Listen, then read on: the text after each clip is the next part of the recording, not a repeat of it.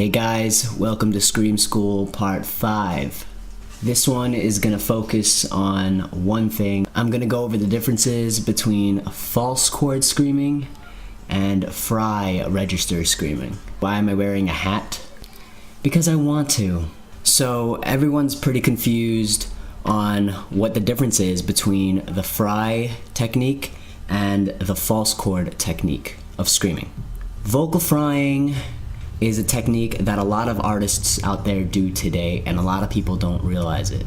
And I'm not just talking about screaming, I'm talking about singing as well. So vocal frying is not because, it's not a technique that was developed because screaming got popular. Vocal frying has been around for a long time, and it's been used throughout a lot of different genres. So technically it's called the vocal fry register. I think it's pretty damn mysterious. It produces a popping and rattling kind of noise. I personally use the vocal frying when I sing. Here's an example of me using it before my first word. Alright, so I'm gonna sing Every Day I Know, and before the every day I'm gonna add my vocal fry, and before the I know I'm gonna add my vocal fry. So check it out. Every day I know.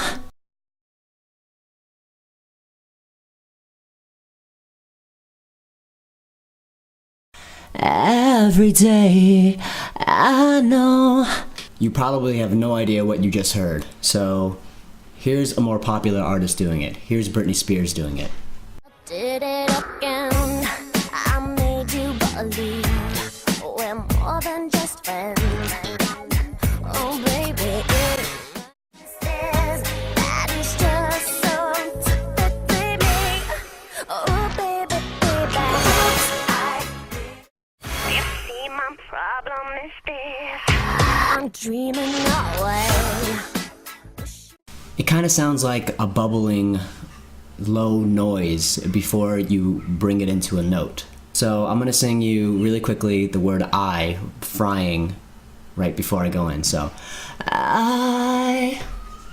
Did you hear how I went, I? The little cracky before the I, that's where your fry register lies. So screamers who use this technique combine the vocal fry with proper diaphragm support, proper breath, and they get something like this.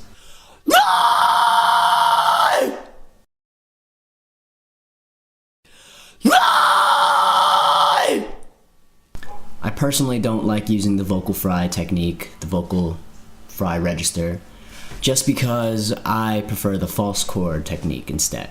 The false chord is different that it engages the vestibular folds in your larynx, and it doesn't have too much relation to classical singing. Tuvan throat singing is the only thing that I know that uses the false chords. But anyway, without the proper support, here's what the false chords sound like when you engage them. Here's the false chord technique without proper breath support.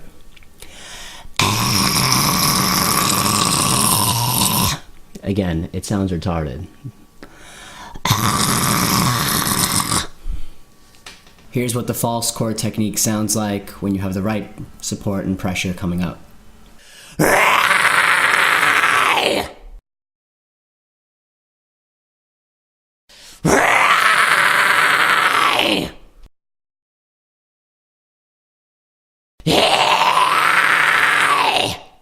So that's what my false chord scream sounds like.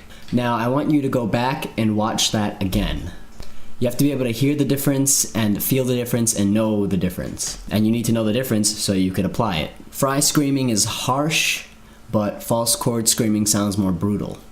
I hear more false chord screaming in deathcore, death metal, you know, those kind of brutal bands. I hear more fry chord screaming in like post-hardcore bands or hardcore bands, Screamo, you know, that kind of stuff.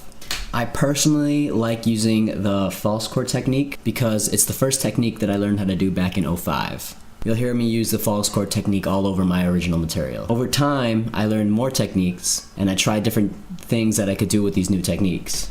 Here are some examples from my personal music to show you my different false chord and fry chord screaming and how I blend them into my music.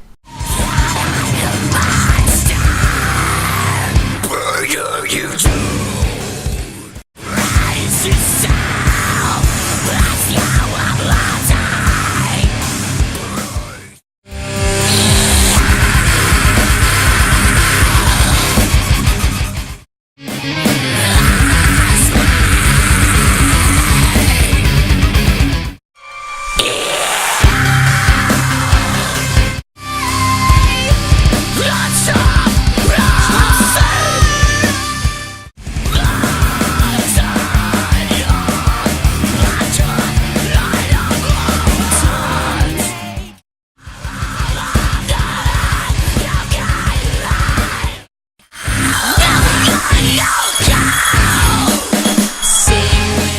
So once you learn how to use both of them effectively, you could even combine them to create a distinct kind of scream. There are more techniques that build off of those bases, and there are more techniques that I personally use in general.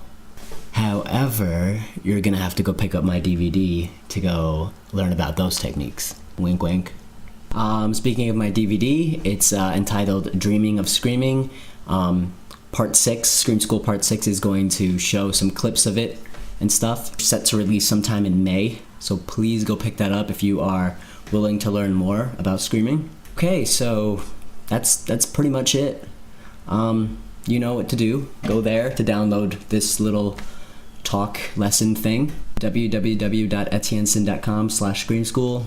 I'll put it somewhere up there or down here. I don't know, I'll put it somewhere. And remember to practice. We talked about the frying and false chord screaming. So I encourage you to go experiment and maybe see which kind of scream that you have. And if you have both, maybe work on them, practice a lot. So yeah, that's it. I'm gonna go make more music.